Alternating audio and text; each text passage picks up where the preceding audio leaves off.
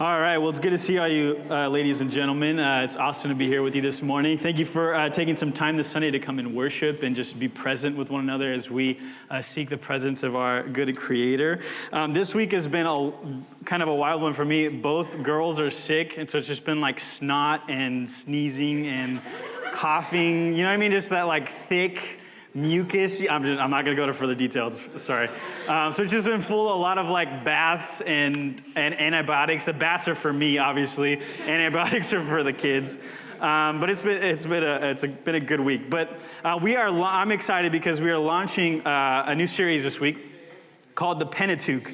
The Pentateuch, I was wrestling with this with our leadership team and John, of like this sermon title, this teaching series title sounds really academic. It does, right? Pentateuch. It's like you can go tell all your friends, they'll be really impressed with you. But the important thing about the Pentateuch is the Pentateuch is a part of the Old Testament, which was historically broken into three pieces. Those three pieces were called the Tanakh. Say the Tanakh. Tanakh, there you go. It's a Hebrew word for you. But it's an acronym. What the Tanakh meant was the Torah, or the law and instruction. And in the Greek, this would have been translated the Pentateuch, which is the first 5 books of the Old Testament. This is super nerdy stuff for you guys right out front. It's okay. So Penta, meaning 5, Tuch, meaning books. And then the other 2 parts of the Tanakh was the Nevi'im, which was the prophets, and the Ketuvim, which is the writing. So if you're new to church and you will go to the table of contents, the first 3/4 of the Bible are considered that Old Testament, which was broken into those 3 types of writing. But for us, this is what I want you to grasp this morning. We're going to be here for a couple weeks, kind of pulling out some main themes from the Old Testament books from each of the 5 first books of the Old Testament. But the story of the Pentateuch details God's desire to bless his people. You hear that? So what we see is covenant, we see creation, we see all these beautiful things happening in the Pentateuch. But what we find out is people are often the problem to God's plan. Would you agree with me on that one? You get an amen, right? So what we find is that the stories in the Pentateuch are really in some way our own stories. They're really a continuation of what we see in God's people and how he interacts with them in relationship and how he pursues them and how his people run. So for the next few weeks, we're going to be highlighting those stories, those characters, those big themes throughout the books, exploring the ancient ways God broke into the human story in order that we might be aware of the ways God breaks into our stories today. So yes, Pentateuch sounds really academic and educational, but it's kind of on purpose. It's to reveal how God is working in the Old Testament stories and how he's working again in our stories. Today we find ourselves in Genesis. Go figure, the beginning of the Bible, right? We're going to start at the beginning, and we're going to be exploring the theme of creation in chapters 1 and 2. And today, honestly, listen, we are not going to be able to cover everything, so don't get mad at me if I miss something, all right? Yell at me after, not now. But we're going to be doing kind of like a 30,000-foot overview of creation in chapters 1 and 2, just kind of pulling out some major themes, some major things we see to help us in our understanding of the way that God created the universe. So we're going to start at the beginning of the cosmos and the beginning of us. Since the girls were sick this week, we had a lot of, and it was raining. You couldn't go outside. It was a beautiful rain. It was awesome. I was just kind of like looking out the windows like, this is the best, right? Some seasonal changes in San Diego. We need those every once in a while. Right, so we're reading a lot of books. And one of the books we were reading is Goldilocks and the 3 Bears. You remember that story? I forgot how good that story was. I was kind of like captivated by Goldilocks and the 3 Bears.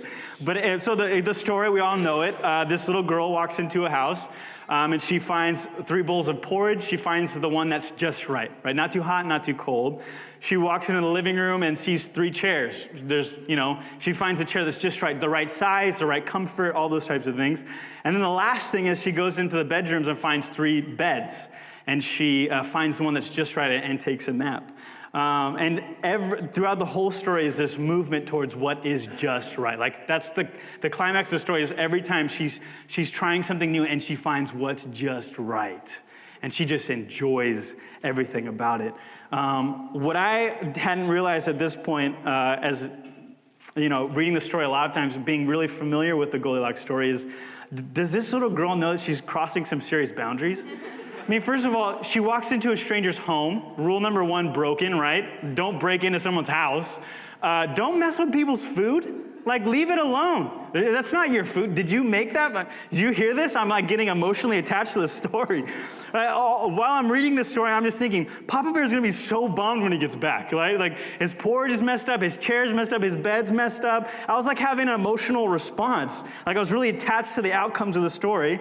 I mean, this little girl just comes in and wrecks everything. Like, everything that the bear's left to enjoy, she destroys. And as I'm reading the story, I realize why I'm having this emotional connection is because I have a real-life Goldilocks in my house. Her name's Ellie. She's a 2-year-old little girl, right? She's sitting in my lap. We're enjoying this story together. But I have this epiphany, right? As parents, we know this. You can't eat ice cream while the kids are still awake. They'll come and steal. You can't watch anything fun on your iPhone or anything because Ellie walks up and goes, "Daddy, show." And I'm like, it's ruined because now she's just going to talk to me this whole time about her watching her own. I'm watching my own shows, girl. Leave it. Oh, boy. Oh man, the worst part is all these are recorded on the internet. In like 12 years, she'll be like, "Dad, you're messed up. Why are you talking about me?" Right?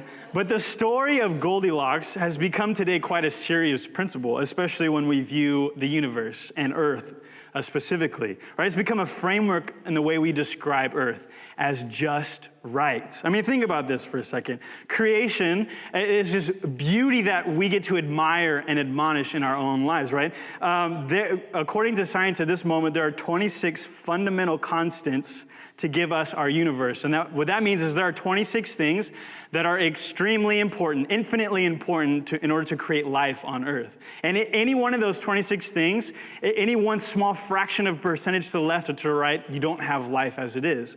And I'm sure there's more that we'll discover as time goes on, but there's 26 at the moment. I mean, you have to, when you view the universe and you look at its grandeur and its splendor, I mean, it is extremely hard to say it just happened by chance. And I'm not here to condemn anyone who thinks that way, but I'm just kind of like speaking off the hip this morning. I mean, think about this. The Earth needs all of the right ingredients. You need liquid water, carbon, oxygen, nitrogen, all of those types of things to sustain life. One of those things that are not found on the Earth, there is no life. You need the right type of crust. I'm not talking about pizza, although that sounds good right now. But I'm talking about the crust of the earth, right? It has to be this metallic core with this rocky mantle in order to sustain life. It has to be the right temperature. In San Diego, we know this all too well. Anything above 70 is too hot. Anything below 70 is too cold, right? In order to sustain life, we have to be at that 70, right, in San Diego. That's why we live here. Right? There has to be the right moon, the right size shape of the moon as it circles the earth. There has to be the right star that we're centered around in our galaxy, the sun. It provides energy for life, and thankfully it's not too hot or too cold. I mean, and then it has to be the right core of the earth. The earth has to have a solid inner core and a liquid outer core, which emits this protective electromagnetic field. I could go on and get really scientific on you, and I'm seeing your eyes glossing over already. What we have to realize this morning is, listen to this. The scientific evidence is this. We are on a rock spinning 92.96 million miles away from the sun at 67,000 miles per hour, and we are the perfect distance away from that star to sustain life. On top of that, there's a smaller rock spinning around the earth as the earth spins 67,000 miles around the sun. That keeps us on a 23.5 degree axis, which gives us the right temperature, the right seasons, all of these types of things. And the moon is spinning 2,288 miles per hour just to keep us on that axis. And all of those things happen perfectly in order that earth would sustain life. I mean, just think about that. Just dwell on that for 1 second. See, the numbers and the data might further our minds for curiosity. I mean, I think it's insane to be able to calculate all of those things which have given us life on earth. But one thing the numbers can never do is ascribe meaning. As we look at the natural world around us, we realize the great tragedy in removing God, an active and good creator, from the explanations of our beginning. I love how John Walton puts it. He puts it in an amazing way. He says this: the diabolical nature of evolutionism is not to be found first and foremost in its claim that things came into existence in a randomly generated sequence through mutation and natural selection. Listen, here we go. That was a very deep, profound sentence. But rather, this is a problem with the naturalism, is in the insidious way that it strips the cosmos and everything in it of purpose. See, the splendor of the creation narrative that we see in Genesis 1 and 2 can be summed up like this: purpose. We may like to think Genesis 1 and 2 as the beginning of the cosmos, but in reality, it's the beginning of our story. In the beginning, God created the heavens and the earth, Genesis 1, verse 1. And this is where we find purpose. This is where we find meaning. This is where we find value. And see, the beauty of Genesis is just that we find our purpose. So what I want to do this morning is I want to kind of like walk through the days of creation. I want to look at the form that God has created for us to inhabit and to dwell in his presence. I want to look at humans created in the image of God and then what they're supposed to do with that image. So we're going to start in Genesis chapter 1, verse 1. So if you have a Bible, why don't you turn there?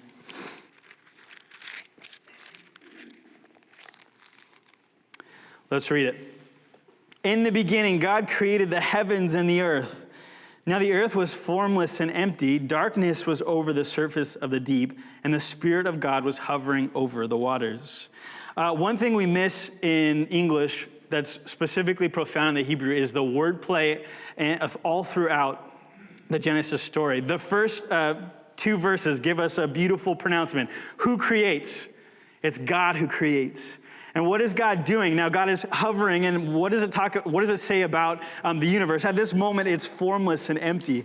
And I love the Hebrew in this. The Hebrew is tohu bohu.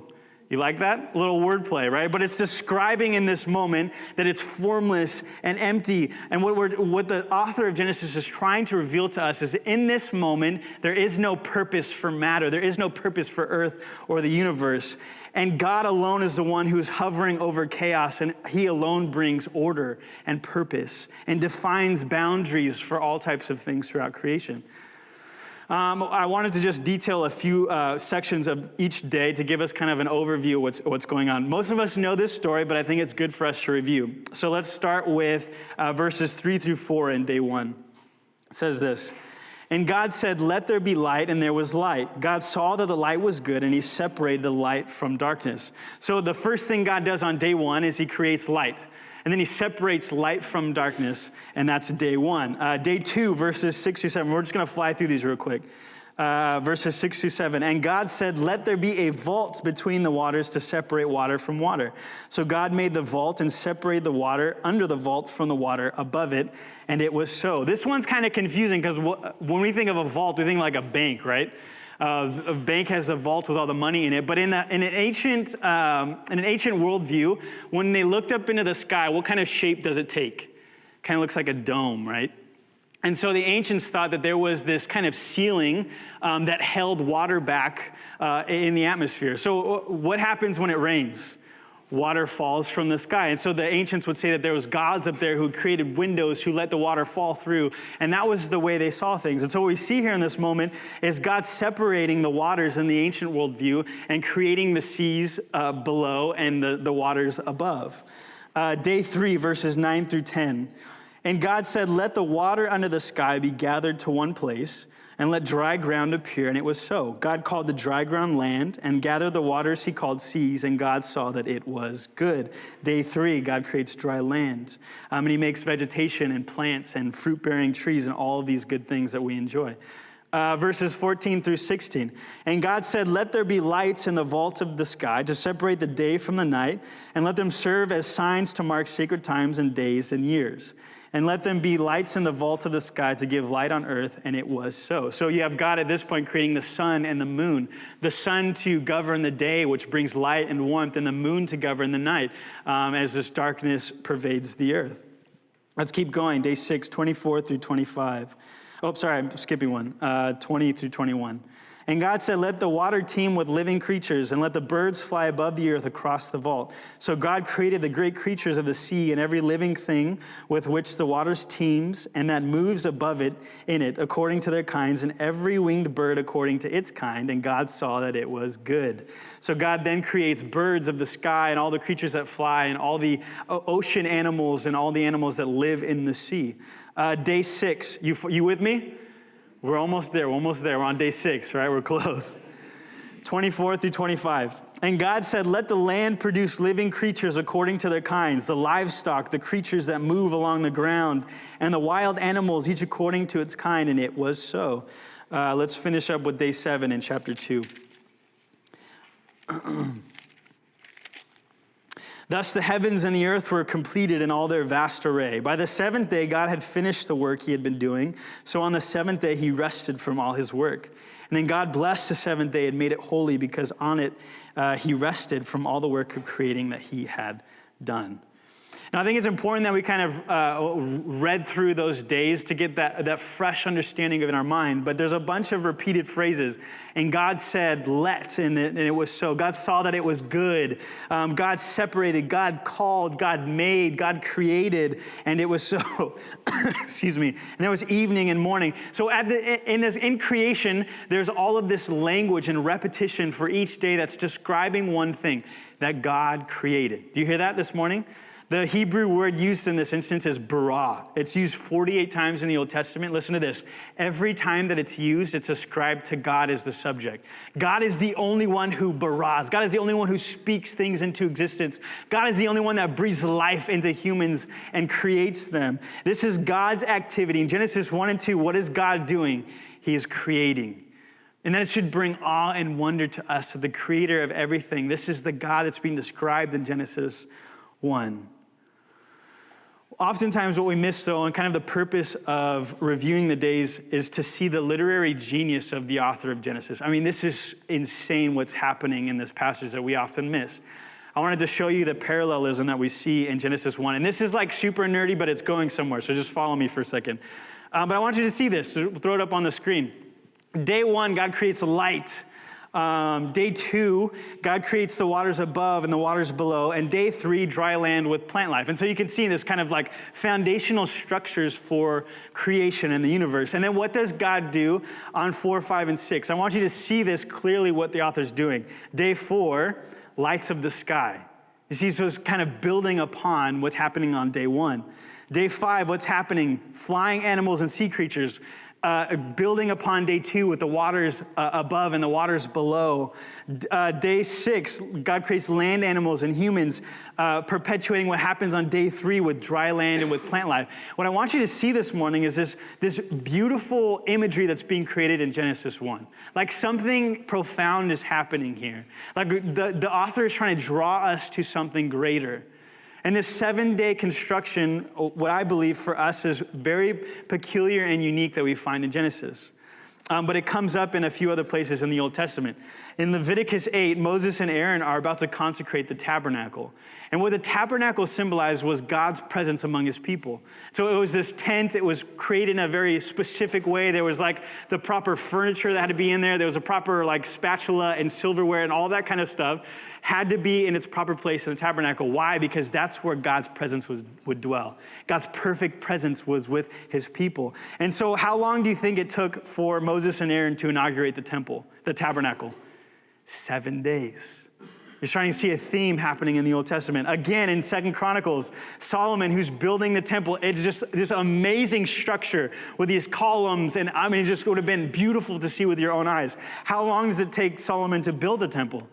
7 years. How long does it take for him to dedicate the temple with this massive festival and party? 7 days. And so what creation is revealing to us in this moment is that God is creating his cosmic temple to dwell with his people. So I want you to reframe this, because then Eden becomes like the inner sanctuary where God dwells. This beautiful picture of like God wants to experience relationship with his people.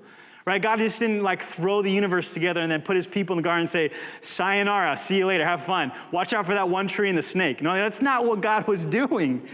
God in this moment was bringing order to chaos and constructing this amazing universe. Why? So that he could enjoy it with his people. And so this temple is being constructed, this imagery is being constructed for us, because garden it then becomes a sanctuary where God dwells with his people and rest. One of the most amazing things about Genesis 1 is it hasn't garnered any type of suspicion or conflict. When we read Genesis, we all agree we all agree on one perspective of Genesis, right? Do you hear the sarcasm? That was a joke, right? Right. When we read Genesis 1, there's a bunch of different perspectives and interpretations that we have when we take to the text, right? Some of the three main ones, and I'm sorry this is really nerdy, but I promise this is leading somewhere. There's three main views for any evangelicalism for the interpretation of Genesis 1. The first one is metaphorical, which means that the chapter is purely a literary formulation that has been carefully crafted that just has a theological message for us today, right? Some people hold that it's not literal, it's giving us images of how God wants us to know that things happen in creation, all these types of things. The second one is a literal. So the text requires a belief in 7 24-hour days, which in turn mandates young earth creation. And the Hebrew text, what some people believe is that there's a scientific sophistication that happens here that addresses concerns of cosmological questions. And the last one is evolutionary biology, probably the most, sorry, the word just left me. The most conflicting one, like people argue about this one a lot. In this view, the days represent ages, and perhaps the earth is bringing forth animals and refers to some aspect of the evolutionary process, right? So we have all of these types of views this morning, these three main ones that all Christians hold, and maybe you find yourself in one of the camps. Maybe in one place you find kind of confidence in the biblical story. So my job this morning is not to give one of you confidence and make two of you mad. My job this morning is to make all three of you mad. You ready for this? Are you ready? See, what I see prominently in the Genesis story is a God calling us to make a shift in our interpretation, calling us away from the story of creation and calling us to the story of our Creator. Do you hear that? It's a micro shift. It's a small detail that I think we overlook. But what's happening in this story in Genesis is that the author is giving us the story of the Creator. He's giving us aspects of what the Creator looks like, what He does. He's not giving us the story of creation per se. Genesis is not seeking to answer questions about the cosmos. Genesis is not giving us the answer of how old the earth is. It's not telling us how did it happen. It's not giving us scientific processes for what we're apparent. But Genesis, listen, Genesis seeks to explain the God who created, to detail His relationship to the world and its people. What was He like? What order did He intend to bring? Where's our place in God's story in creation? See, the point of Genesis is not to satisfy our curiosity about scientific explanation of the creation of the cosmos, but to reveal God's character and the way He relates to humanity. Do you hear that? You're all mad at me. No one said anything. Science attempts to explain origins without God, but the biblical texts reveal that the most important thing to understand is that God created. Why is this distinction important? Because we have a major theological problem. We have let culture and science set the parameters of how we view God working in our world. And what then often happens is we read Genesis 1 or 2 with a specific lens. Either we think science is right and we try and mold and shape the creative narrative to fit what science says in the modern world, or we think science is wrong, and then we take all of the scientific evidence that they have and mold and shape it into the Genesis 1 and 2 story. And I think that's a wrong interpretation of the text. That was never intended from its authors. As a result, the Bible has been forced into a position of dependence on the field of scientific discovery. And I want you to hear this because Charles Darwin realized this. He was comparing his observations of the natural world, and then he was reading the Genesis account, and what he said is this, that the Genesis account is a manifestly false history of the earth. And the problem is, Darwin, this was never a history of the earth. This was a beautiful depiction of the God who created the earth. And so he came to it with false pretenses. One more reason why this is important. Galileo in 1633 believed that the sun was the center of our solar system and the earth revolved around it. Does that sound astonishing to you? You guys following me? Right? That sounds pretty okay. Yeah? I think with our telescopes and people in space actually seeing these types of things happening. This was called heliocentrism. That's a great hangman word. You'll always win every game with that word. Heliocentrism. But I wanted to read this to you because this was Galileo's pronouncement. The church called him a heretic because he didn't believe that the earth was the center of the universe and he didn't believe that the earth was flat. Right? And so Galileo was then charged as a heretic, excommunicated from the church, and spent the rest of his life on house arrest. This is what the church declared to him. We pronounce, judge, and declare that you, the said Galileo, have rendered yourself vehemently suspected by this holy office of heresy. That is, of having believed and held that the doctrine that the sun is the center of the world, and that it does not move from east to west, and that the earth does move and is not the center of the world. Does it sound wild to you now? And so what the church did in this moment in the 1600s is they used Genesis to proclaim scientific truth. And they ignored the beauty of God as its creator. And they kicked Galileo out. They put him under house arrest. I mean, it's just crazy to think about. This is what happens when we take the text and use it for our own gains and not for what the interpreter had given for us. It's bad interpretation. See, the church at this time held geocentrism, that the earth is the center of the universe. And what the church would love to understand is that humans are then at the center of the universe. Do you know who is at the center of the universe? It's God, not us. And so profoundly, we have to make this shift. The Genesis 1 is not about the cosmos, but it is about the God who is the only one who could create the cosmos. So the purpose of Genesis is that God made everything just right and set it up to function properly within its purposes. The initial verses we have studied reveal that God alone takes responsibility for imposing order over chaos, bringing purpose to matter, and constructing human life. It was our good creator who alone has the power to do this and who alone holds the creativity to bring all of life into existence. I can barely draw a stick figure, let alone create life. But God is the creative power above everything who brings everything into its purpose. I want to preface this by saying this, though. We do need to, in some ways, come to the Genesis text with a right understanding and perspective in the way we interpret. But that doesn't mean that we separate theology and science altogether. I was in middle school. Would you know, at this very middle school, back in the day, it's my claim to fame, a Marston middle grad. But I grew up in a Christian home, and I'm extremely thankful for the ways that my parents protected me, that my parents raised me, and revealed Jesus to me. So there was this moment in 7th grade when that time for science class comes up. All of you know this, right? And what do they teach? They teach naturalism. They teach evolutionary biology. And so my parents in this moment, I think it was my dad led the charge that he was not going to allow me to listen to the teachers explain evolution. And so I had to leave the classroom to go to the library to study and write a paper. And so at this moment, I can remember they're getting revved up. We're going to talk about evolution. Lance, can you please leave? And so I kind of grabbed my bag and see you guys later, right? I felt like I was going to work on my PhD dissertation in the library. I'll be back with all the answers, guys. I'll be right back. Oh, man. But there is still a battle for us to present a worldview that displays God as a beautiful creator. And the funny thing about that whole thing, and I love my parents for doing it, I think that was important that they made those boundaries for me in class, but I had to go to the library and learn about evolution so I could defend my own position. So, I still had to learn about evolution at some point. But what happens is we need in this moment, I'm not suggesting that religion and science occupy entirely different realms. The evolutionary theory, when it pretends to offer us a worldview that can take the place of biblical theism, is something that should be fought against.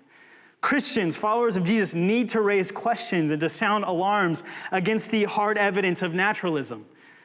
My intention is to make the simple plea for the sovereignty of the biblical text over our own agendas. Do you hear that this morning? Our exegesis ought to let the text speak and not our own perceptions of the text be spoken to. It's this very small shift in the way we see it. It's because science is always changing. And in 10 years, the landscape of science will look different. The way we develop things, the way we view the world will look different as we discover new things. And I certainly believe that God created a world in such a way to discover. When we discover, we learn in some way how God developed. But instead of the scientific account that we find in Genesis 1 and 2, I want us to be clear that this is a story about God communing with his people. Creation becomes a story of God's communion with us, creating the cosmic temple where he would dwell forever in relationship with his people. See, Genesis was intended to satisfy our curiosity, not about the cosmos, but about its creator. And this is kind of where our idea of the name of this church comes from, that you were created to be in that temple in the presence of God. You were created to be in communion with that good and creative creator who loves and gives order to the cosmos. When there was chaos and disorder, it was God who spoke and brought purpose and meaning. I love Psalm 8 as kind of like a cry of our own hearts this morning. When the psalmist says this, when I consider your heavens, the work of your fingers, the moon and the stars, which you have set in place, what is mankind that you are mindful of them? Human beings that you care for them. If the Genesis narrative doesn't take you into a place of awe and wonder of creation, then you've missed the point of the text. The beauty of Genesis 1 and 2 draws our eyes, our affections, our worship to the God who created this cosmic temple for his worship and our enjoyment. And in this process, he creates some wild, some weird, some peculiar human beings named Adam and Eve. I want to pick up the story in verses 26 in chapter 1. As it details the creation of human beings. Verse 26, then God said, let us make mankind in our image, in our likeness, so that they may rule over the fish in the sea and the birds in the sky, over the livestock and all the wild animals, and over all the creatures that move along the ground. So God created mankind in his own image. In the image of God, he created them. Male and female, he created them. God blessed them and said to them, be fruitful and increase in number, fill the earth and subdue it, rule over the fish in the sea and the birds in the sky, and over every living creature that moves on the ground. It's just a beautiful description of God and creation. What we see in this moment is that human beings are distinct. They're not like the rest of the animals that are on the earth, right? That's kind of a good thing. When we think of like cows, like we're different than cows. We're unique, we're distinct, right? It's not the same. And so in this moment, humans become the pinnacle of God's creation. But what makes humans distinct above the rest of creation? And what I love about Genesis 1 is this almost like poetic construction of verse 27. So God created mankind in his own image. In the image of God, he created them, male and female, he created them. See, what makes human beings distinct among creation is not necessarily their place or order in creation, but they've been given this distinct image of God. They're created in the image of God. We have some divine-like quality. This is maybe in some way that an artist image portrays someone's image in a piece of art. There was this moment, all of you guys know those like cartoon artists who draw you at the zoo and stuff. It's funny because we kind of just give them leeway to tell us how ugly we are. It's like we pay them, you tell me, just draw something, tell me all about my bad features. Like you can't go in there insecure. There was this moment at the zoo when Chelsea and I did this. I have a picture of it for your enjoyment, right? This was a long time ago. I'm talking like 8 years. If you notice, I can only grow hair in one part of my face, and then I became a man, and I could grow it everywhere. But what's funny is, right, these cartoon artists like pick something unique about you, and then they exaggerate it. So for some reason, he made my eyes really close together. That's messed up. Why are you laughing? You're laughing at me right now, right? He made my ears really big, and I don't know, he just kind of made me look dopey. Just kind of like, right? And so we're not going to talk about Chelsea because I'll get in trouble for that. So you can just I don't know, take a mental image and you can talk about her with her later. She has some big cheeks. That's your clue, right? That's like, this is what an artist does. They pick out characteristics of you and they detail it in their artistry. And the thing about cartoons is what makes it funny is they exaggerate those things about you that you really don't like, right? My eyes are close together and it's, okay, thank you. Appreciate it. And laugh. I just got a confirmation that my eyes are too close together over here. Oh boy. Right? But in the same way as humans are created in the image of God, we have distinct characteristics of God created and entwined in our humanity.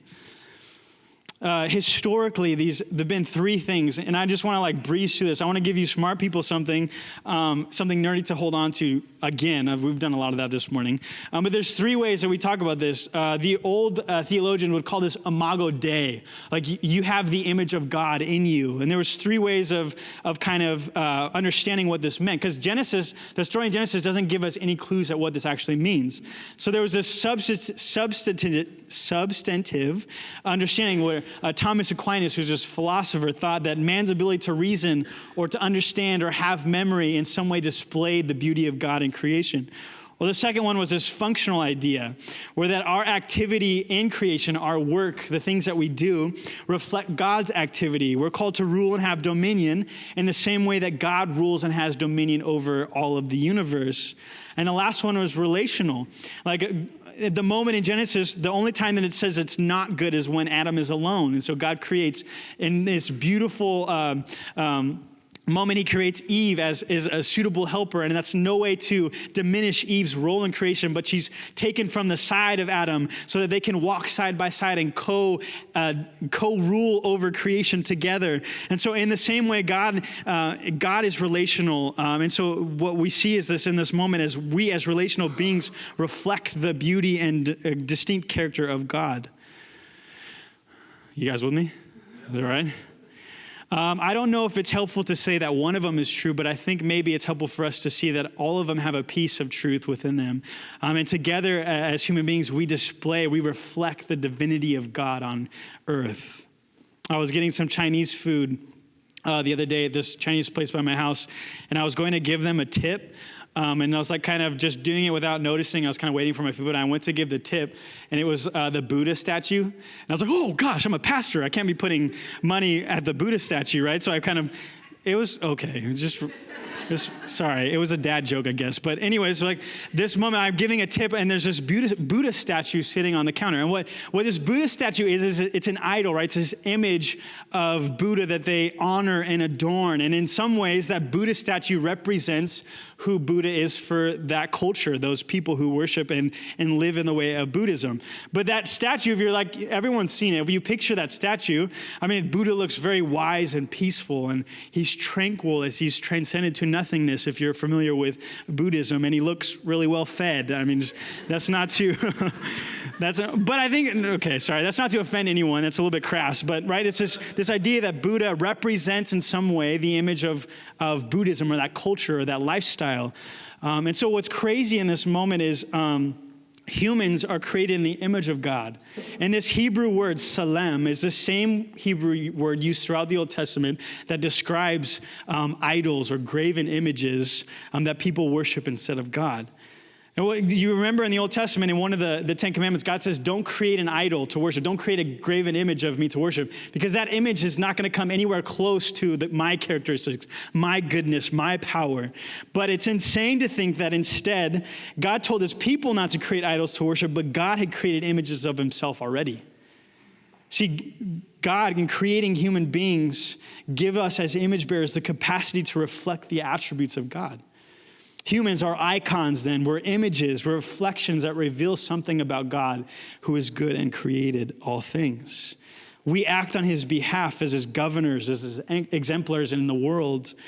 And this is not necessarily shed at the fall. In Genesis 9:6, I wanted to read this to our attention, bring this to our attention. In 9:6, it says this: whoever sheds human blood, by humans shall their blood be shed. For in the image of God has God made mankind. This is after the fall and sin. And this is after human beings have been kicked out of God's temple in the garden and don't get to experience this intimacy and closeness with God. See, we today, although maybe marred and in some ways confusing, we still represent the God who created us. We are image bearers. We are unique reflections of God on this planet. And what this describes to us is that every human life is valuable and has dignity. Every human life has a purpose and a commonality as we reflect the beauty of God. It's crazy, though, because the ancient texts never said anything like this. There's a bunch of ancient creation stories that talk about the gods enslaving humanity, and the humans just do what the gods want them to do, and it's this enslavement. And then we even move forward into our naturalism in our modern cultural context that says we're evolved apes in the universe with no meaning. And then we find ourselves in the Genesis text mirroring our Creator with just this indwelling sense of meaning and value and dignity. It's not by something that we do. It's not by who we know that we're given this meaning and value, but by the Creator himself who created us in his image. See, the modern cultural message is this: you are important when you create something really awesome. You are important when you know some really famous people. You are important when you have a lot of money or some type of status. But the message found in this Genesis story, and what I'm trying to capture for us this morning, is that none of those things have any proposition over your meaning and value according to the Genesis text. That you as human beings are created in the image of your God and reflect his goodness and divinity on this planet, and in so doing have this infinite amount of dignity and worth on this planet. This should change the way we view human beings in general. Those who are sick, those who are imprisoned, those who are bereaved, those who are poverty-stricken or defenseless, they are all image bearers of God who have within them an innate dignity, worth, and meaning. This means that whatever color you are, black, white, yellow, red, that song that we sing that's really politically incorrect now, regardless of where you come from, what cultures you have, regardless of what language you speak or how you sound when you speak English, none of that has any bearing over meaning or dignity. Christian, do you see that this morning? Each member of this planet on earth is given meaning and value, not because of what they do or how they look or how they correspond to us or how they agree with us, but because God created it so that they would have innate meaning and value. And this Genesis story is calling us as readers to ponder, to reflect, and to imagine how every single human is in the image of God, and to affirm with the scriptures that it's so. Does that change the way you view people at the grocery store? Does that change the way you view a coworker who just drives you up the wall? Does that change the way you view someone who cuts you off on the freeway? I mean, these are just kind of menial, small things, but does that change the way you view someone who looks differently than you do? Someone who wears something on their head as a religious garb, someone who speaks a different language, someone who may not agree with your perspective of Genesis 1. Does that change the way you view them? It should. It should. So human beings are in this cosmic temple, just dwelling in the midst of God. They're given innate dignity and value, and we're also given a function. We're given responsibility and purpose. I'm going to fly through these real quick. The first one is be fruitful and multiply. That's a good one, right? The Lord's like, created everything, now have sex, right? Am I allowed to say that this morning? Right. This is the Genesis. God created this earth and was calling his people to enjoy it, to fill the earth. And what I want us to realize is this, you got some last giggles, it's a slow one. But filling the earth is a privilege, not an obligation. So for those of you who can't have kids, you're not outside of God's mandate for human beings, or maybe you have decided not to have kids, but reproduction is a gift from God to fill the earth with more of God's people. We're given this idea to rule and subdue the earth. And what I want us to realize is this is not a dominating or overpowering position.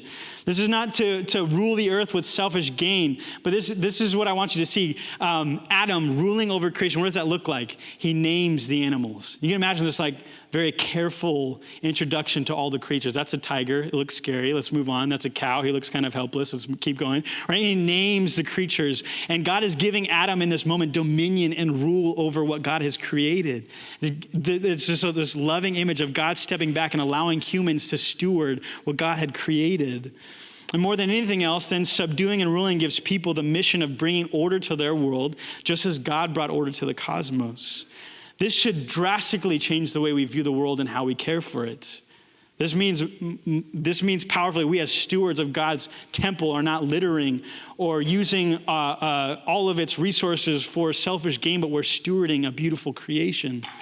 Our job is stewardship, not ownership, right? And this is not our house, but God's house who's allowed us to dwell in it.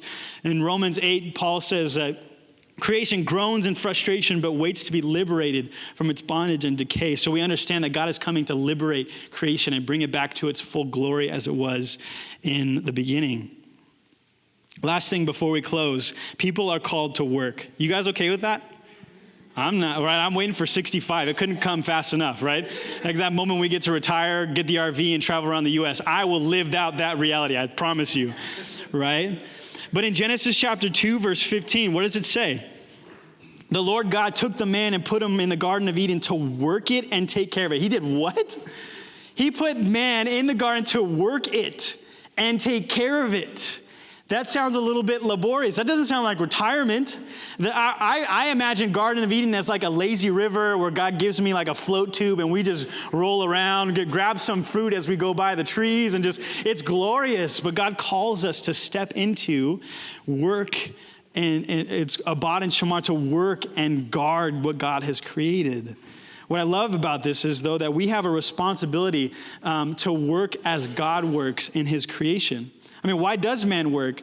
First of all, creation requires cultivation. If you notice in verses 8 through 9, it says this: "Now the Lord God had planted a garden in the east in Eden, and there he put man he had formed. The Lord God made all kinds..." Oh, sorry, I jumped ahead. Sorry, 2:5.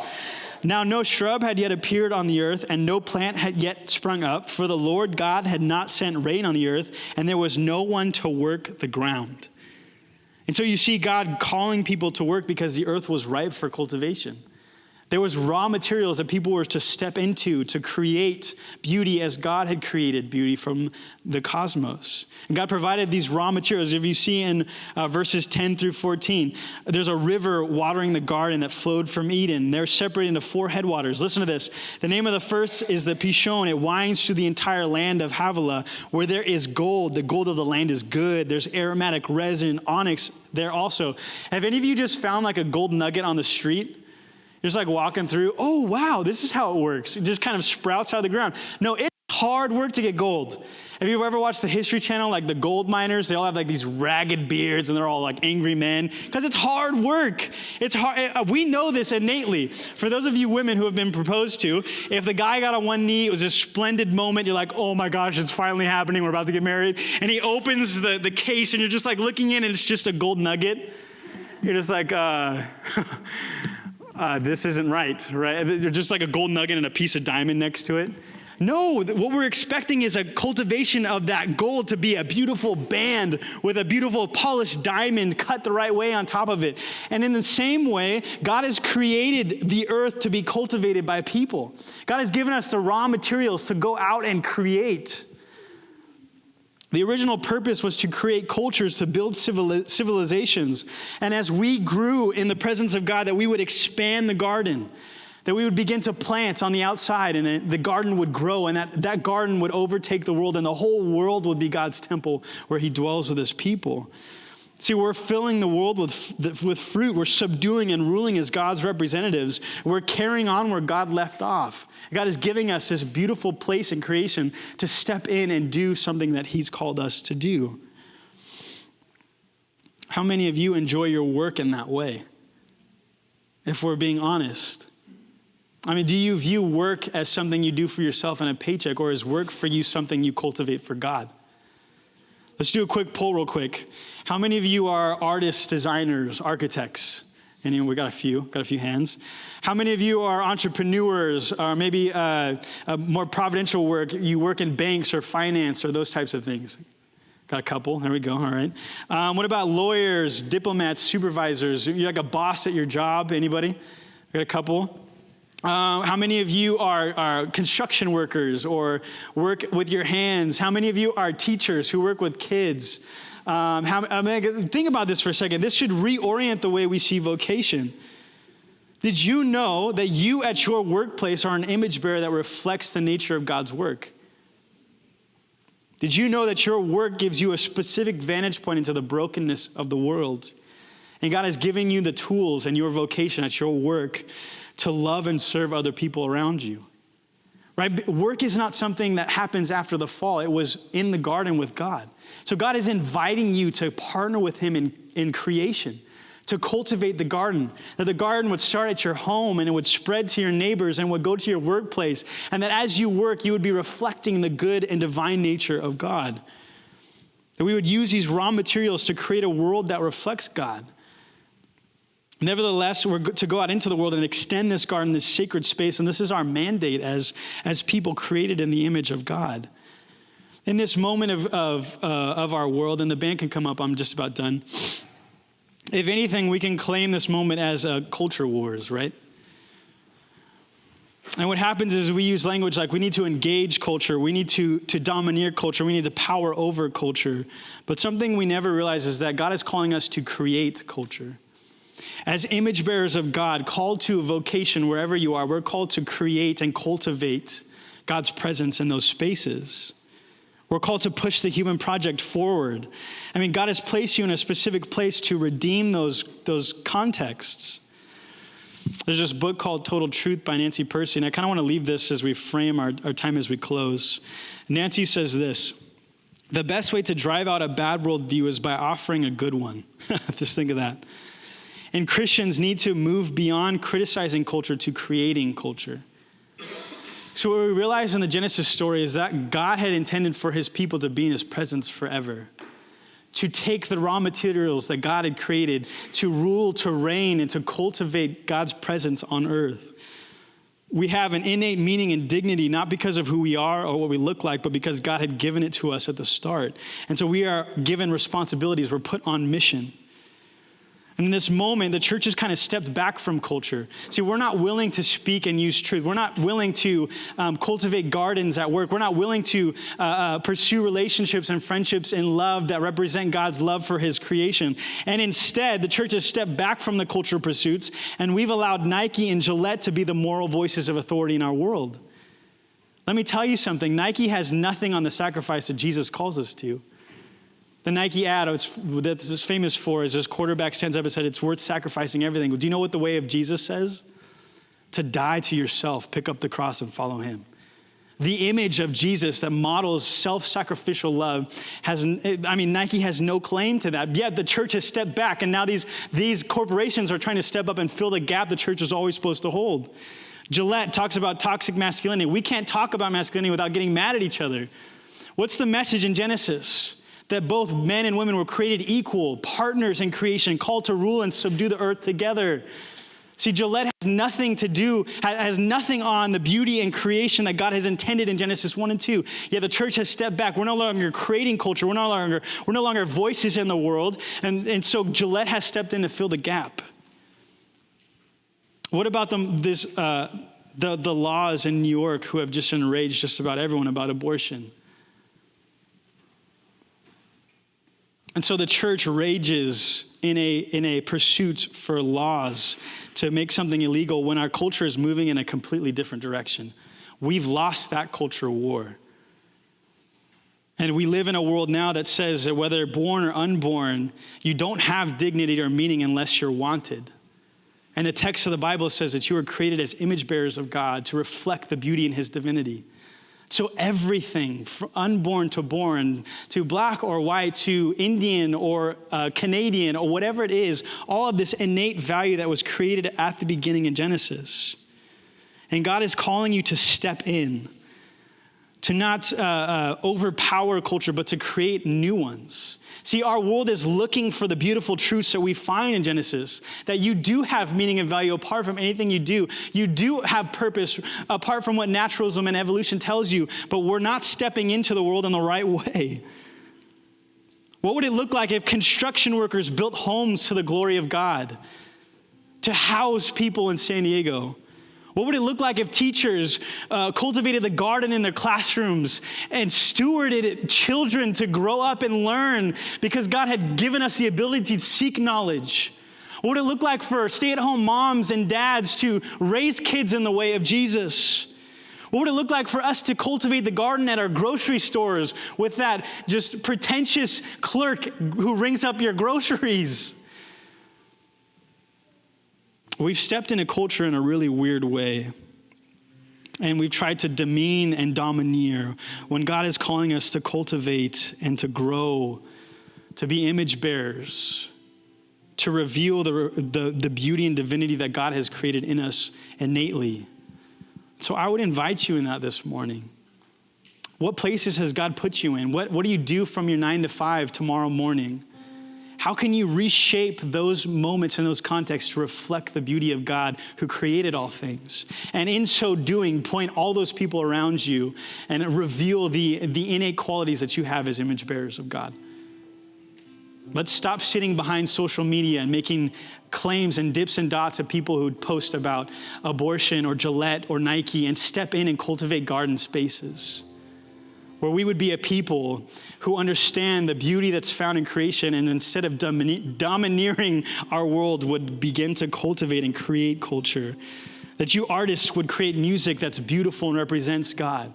That you would paint paintings that show the beauty of God's creative power in you. That you finance people would calculate numbers and crunch them to the glory of God. That everything we do, every movement, every breath would be in moment glorifying the God who's created us. Why don't you stand with us as we close?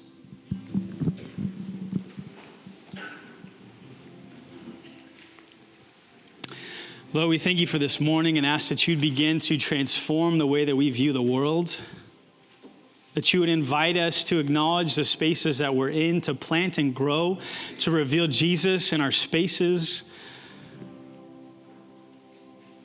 that our whole lives would reflect the glory that you've given us in creation, that we'd realize this Genesis story is not the beginning of the cosmos, but it's the beginning of our story, God and his people in a world cultivating and working for good. We're so thankful for just the ways that you've revealed yourself to us, and ask that you'd continue to do so as we partake in the elements of your Son. In your name we pray, amen.